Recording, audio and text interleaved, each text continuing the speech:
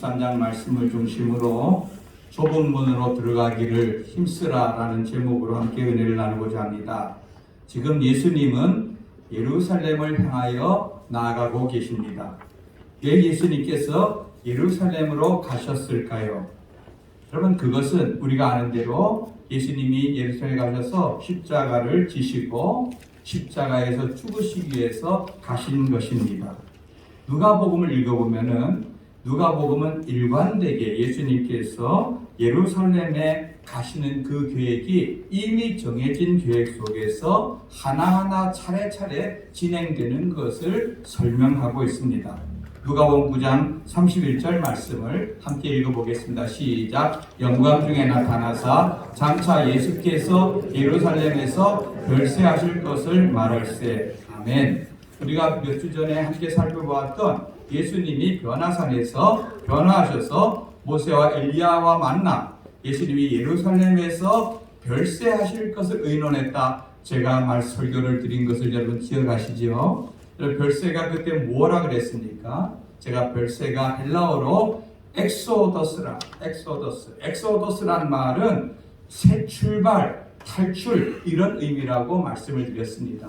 즉 예수님이 예루살렘에서의 십자가의 죽으심이 모든 인류가 죽음으로부터의 새로운 탈출의 시작인 것을 구약의 모세와 엘리야를 통하여서 출애굽과 이스라엘 백성들이 바알과 아세라 우상에서의 탈출을, 갈멜살 탈출을 중심으로 예수님은 그것을 함께 나누는 장면을 볼 수가 있는 것입니다. 또 누가복음 9장 51절 말씀을 읽어봅니다. 시작. 예수께서 승천하실 기약이 차감해 예루살렘을 향하여 올라가기로 굳게 결심하시고, 예수님이 예루살렘을 승천하실 것 기약이 차간다는 말은, 승천이란 말은 죽으심, 고난당하시고 죽으심, 그리고 부활, 그 위에 승천이 있는 것입니다.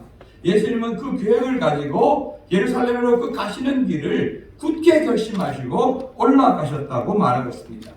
시간 관계상 많이 찾지 않지만 여러 군데에 예수님의 예루살렘 행이 이미 정해졌고 자기에게 주어진 그 길을 뚜벅뚜벅 예수님은 망설이지 않고 결심하고 굳게 올라가시는 장면을 볼 수가 있는 것입니다. 말씀을 정리해보면 예수님은 예루살렘에 올라가셔서 그토록 열심히 가신 이유는 때를 맞추어서 6월절 때를 맞추어 죽으시기 위함인 것이었습니다. 예? 그렇다면 여러분, 죽음을 앞두고 죽음을 향하여 간다는 그 걸음은 얼마나 비장한 걸음이겠습니까? 여러분, 만약 우리가 내 인생의 마지막 날을 안다면 얼마나 우리가 그 마지막 날을 향하여서 담담하고 담대하게 살아갈 수가 있겠습니까? 여러분, 그거는 결코 쉬운 일이 아닙니다. 그죠? 사실 우리 인생이 시한부 인생입니다.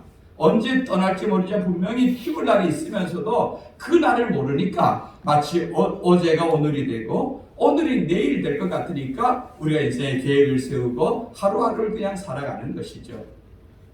그러나 모든 사람은 분명히 다 마지막 날이 있는 것입니다. 여러분, 지금 전쟁이 벌어지고 있는 우크라이나 대통령이 외국 기자들과 더불어서 인터뷰한 기사를 제가 봤습니다. 그때 한 기자가 이런 질문을 합니다. 대통령이 전쟁에서 죽는 것이 두렵지 않습니까? 이렇게 대통령에게 물어봤습니다. 여러분, 지금 우크라이나 대통령은 45살밖에 되지 않은 젊은 대통령입니다. 여러분, 그런데 그런 기자의 질문에 이 우크라이나 대통령이 뭐라고 대답을 했을까요? 여러분, 대통령이 이렇게 얘기했습니다. 다른 사람들과 마찬가지로 저 역시 살아있는 사람입니다. 근데 만약에 살아있는 사람이 자신이나 자신의 자녀들이 생명을 잃는 것을 두려워하지 않는 사람이 있다면 그 사람은 어딘가 아픈 사람일 것입니다. 다만 나는 대통령으로서 죽음을 두려워할 권리를 갖고 있지 않습니다. 이렇게 대답했습니다. 나도 죽음이 두렵고 내 자녀도 죽음이 두렵지만 나는 대통령으로서 죽음을 두려워하지 아니하고 이 나라와 함께 나는 생명을 다하기로 작정했다는 그러한 그의 의지의 표현인 것이겠죠. 여러분, 나라와 함께 운명을 같이 해야 될 그에게는 여러분 죽음을 받아들인다는 것이 그에게는 얼마나 쉽지 않은 일이겠습니까? 여러분, 우리 가운데 죽음이 두렵지 않은 사람 어느 누가 있겠습니까? 여러분, 얼마 전에 우리나라 문학의 큰 별이셨던 이어령 교수님께서 돌아가셨습니다. 여러분, 이어령 교수님은 굉장한 석학입니다. 문화부 장관도 지내시고 또 대학교 교수님으로 오랫동안 계시고 하셔서 정말 어떤 그런 문화인으로서 어떤 그런 쪽에서는 가장 우리나라의 석학으로 이름나 있는 분인데, 이분은 오랫동안 무신론자로 자기 어떤 생각과 이성적인 그런 날카로운 이성 속에서 무신론자로 살던 그런 분이었는데, 그의 딸인 이민아 딸이 이제 목사님이 되셨고, 그리고 그 딸이 이제 예수님을 믿고 그다음에 목사님이 되신 뒤에 암으로 이 세상을 떠났습니다. 그런데 그 딸이 그렇게 되어져 가는 그 과정을 보면서 예수님을 믿기 시작했습니다. 그리고 이분은 정말로 학자답게 정말 꼼꼼하게 따져보고 생각해보고, 그리고 마지막 정말 모든 인간에게는 죽음이 있고 그리고 부활이 있고 그 모든 부활은 예수님을 통해서 온다는 것을 믿음으로 받아들이고, 그때부터 진심으로 신앙과 믿음 가운데서 있었던 그런 분인 것을 알 수 있습니다. 근데 이분이 과연 어떻게 죽을까? 어떤 한 기자가 과연 이 석학이고 이런 분이 어떻게 죽음을 맞이할까를 그 마지막 순간을 그는 아주 밀착해서 취재한 그런 기자가 그 기자의 내용이 제가 봤습니다. 근데 이어령 교수님이 돌아가기 전에 자기가 다니고 섬기던 그 목사님을 초청해서 30분 전에 돌아가기 30분 전에 인병 예배를 가족들과 함께 드리고, 또 자기 손자들과 이런 영상 통화를 다 하고 나서 정말 가족들이 보는 가운데서 정말 평안하게 하나님의 품에 가졌다고 하는 것입니다.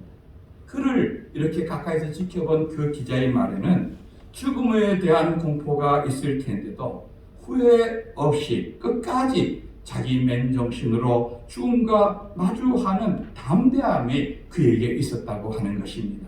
여러분, 그것이 뭘까요?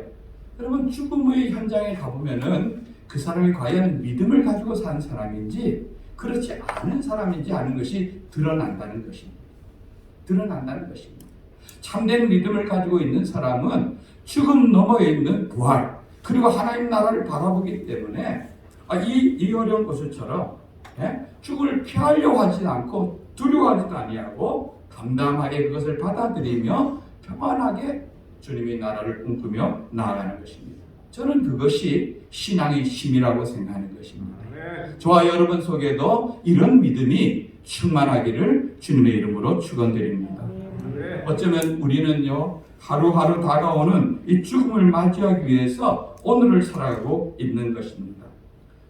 죽기 위해 산다는 것이 어떻게 보면 아이러니한 일이기도 하지만, 여러분, 우리 지나간 세월은 결코 다시 돌아오지 않고 하루하루 죽음 앞에 다가서는 것이 인생인 것입니다.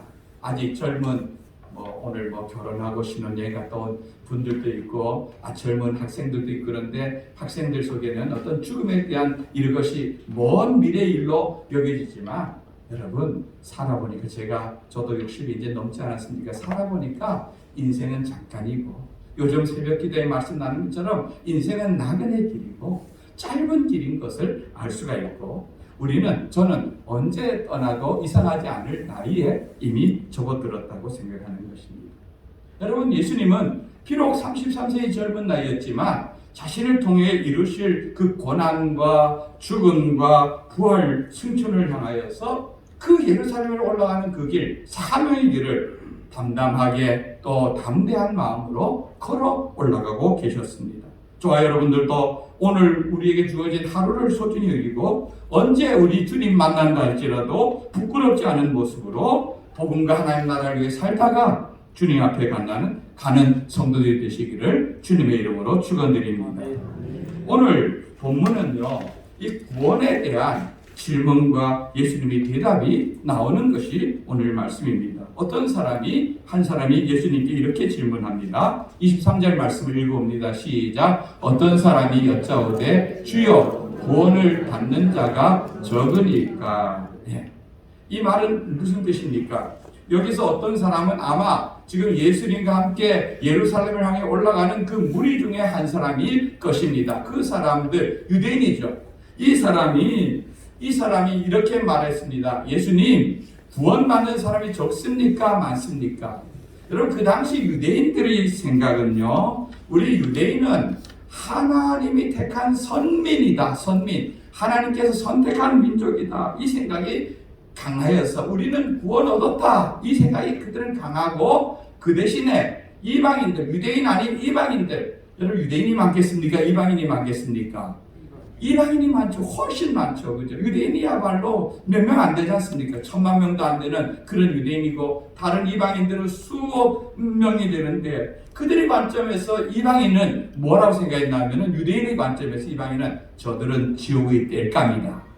지옥불이 활활 타는 것, 저렇게 땔감이 많아서 타는 것이다. 이렇게 생각했고, 그런 이방인들 가운데서 하나님께서 구원하여 준 그런 소수들이 유대인들과 같이 택한 선민으로 하나님 나라에 들어갈 수 있다. 이렇게 생각하는 것입니다. 그래서 자기는 구원받았는데 구원받는 사람이 과연 적은지 얼마나 되는지 하는 것을 예수님께 확인하려고 물은 것입니다. 그런데 예수님은 구원받는 수가 많다, 적다 이렇게 말하지 아니하시고 대신 이렇게 대답을 하셨습니다. 24절 말씀 읽어봅니다. 시작. 좁은 문으로 들어가기를 힘쓰라. 내가 너희에게 이르노니 들어가기를 구하여도 못하는 자가 많으리라. 아멘.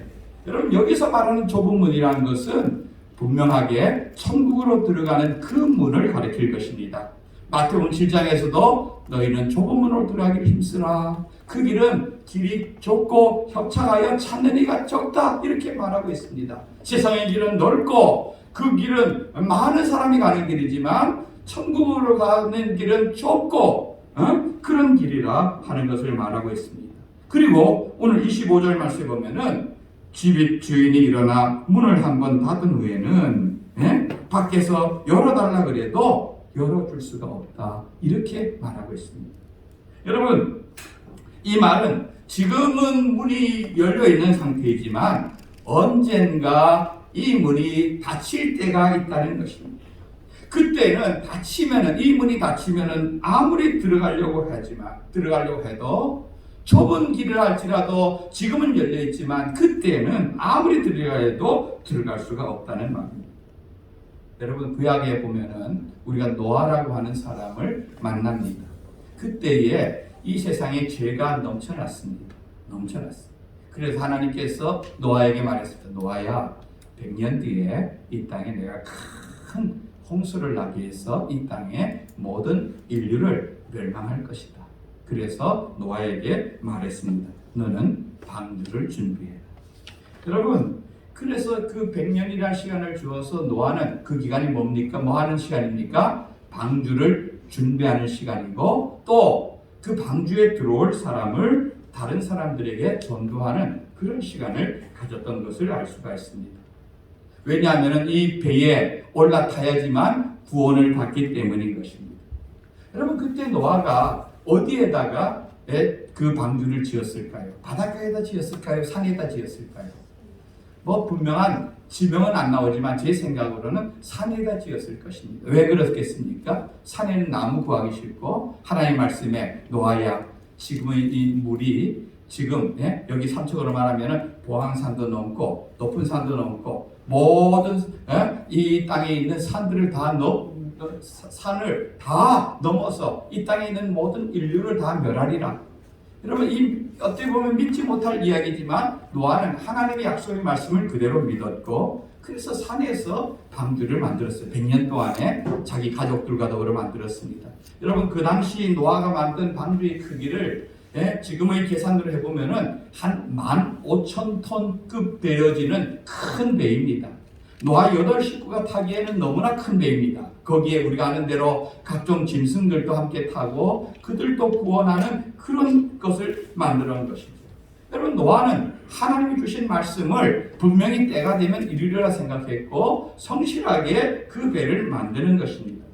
그런데 여러분, 그러니까 산 위에다가 지금 노아가 배를 만들고 있을 때에 사람들이, 얼마나 지나가는 사람들이 볼거리, 구경거리가 되겠습니까? 그리고 물어보지 않겠습니까? 아유, 노아 할아버지, 왜 당신은 여기다가 이렇게 배를 만드십니까? 이렇게 물어보지 않겠습니까? 그러면 노아가 뭐라고 대답하겠습니까?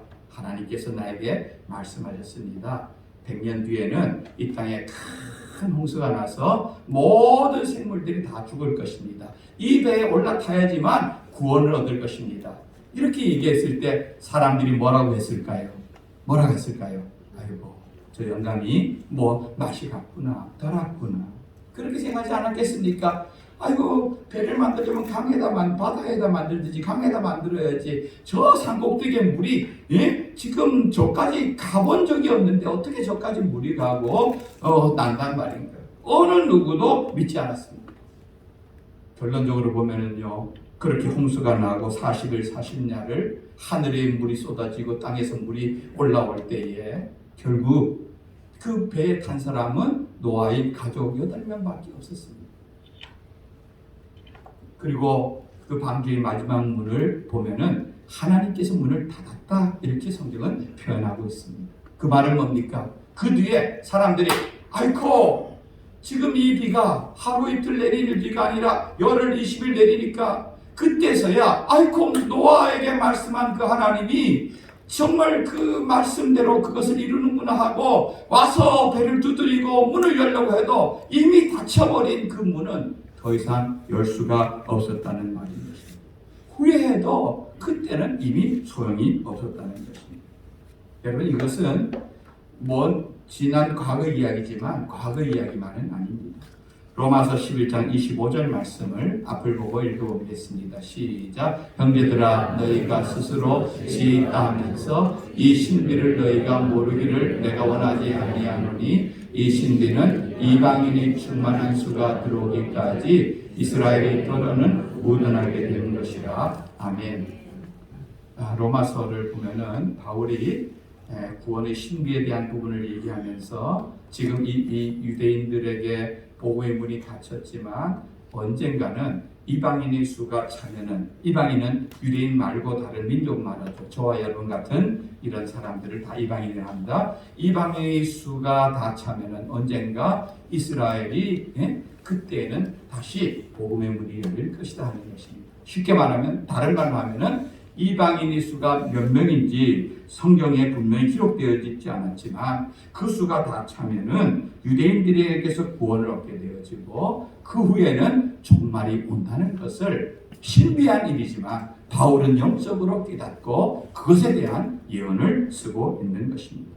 오늘 말씀에 보면은 예수님께서 그 사람에게 좁은 문으로 들어가기를 힘쓰라, 이렇게 말하고 있습니다. 여기에서 강조점은요, 좁은 문도 강조하고 있지만 더 강조하는 것은 그 문으로 들어가기를 힘쓰라는 것입니다. 여러분, 힘을 쓴다는 것은 경기나 시합에서 이기기 위해서 최선을 다하는 그런 모습을 말합니다. 여러분, 운동 경기, 올림픽이 열리고 이렇게 하면은 선수들은, 여러분 쇼트트랙 타는 거 보셨죠? 마지막 그걸 스케이트 날을 있는 힘을 다해서 내밀지 않습니까? 몇 미리, 천분의 몇 초에 따라서 금메달, 은메달, 등수가 모든 것이 결정되기 때문에 온 힘을 거기다가 다 쏟는 걸 알 수 있습니다. 저도 운동 경기를 굉장히 좋아하기 때문에 보기도 하고 하는 것도 좋아하지만 저는 운동 경기할 때 그렇습니다. 지고 이기는 건 그 다음입니다.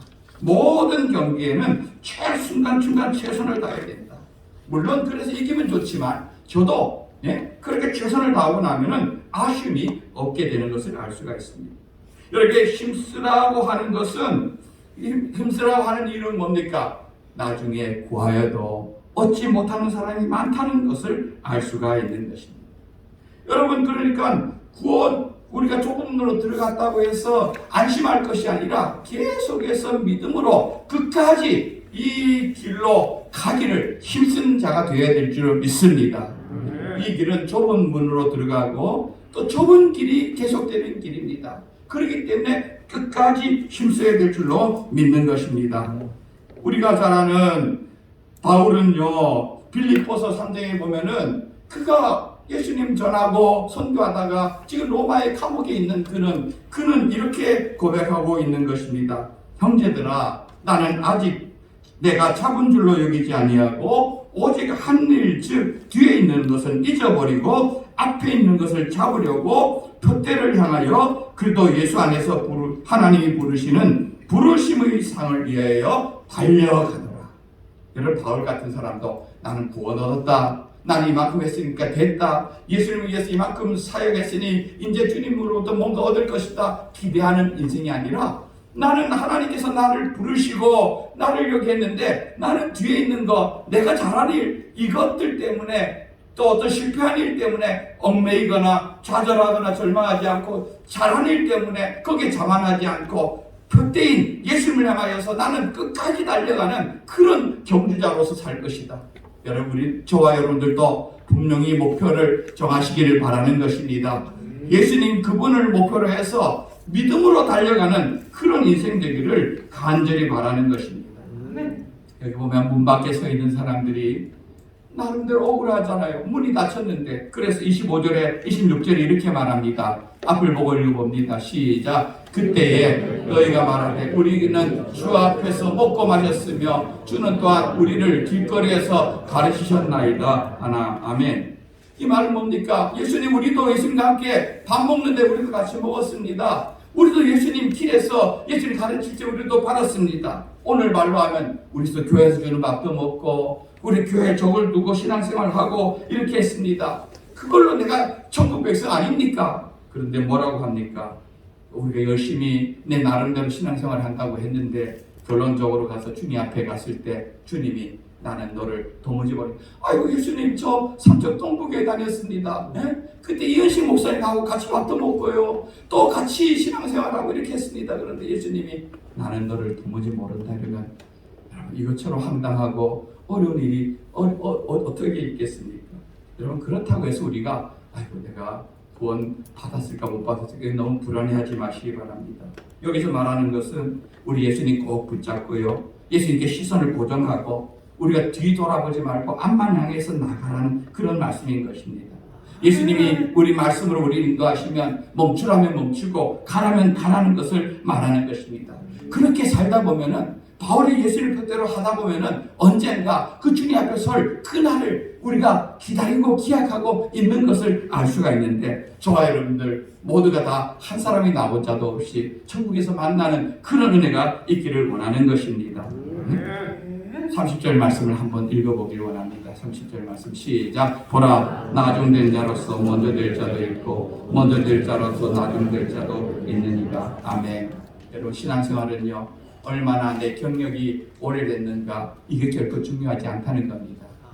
여러분, 제가 저보다 연배가 많은 분들도 계시지만 제가 아마 우리 교회에서는 제일 오랫동안 신앙생활을 했을 겁니다. 그죠? 저는 모태신앙입니다.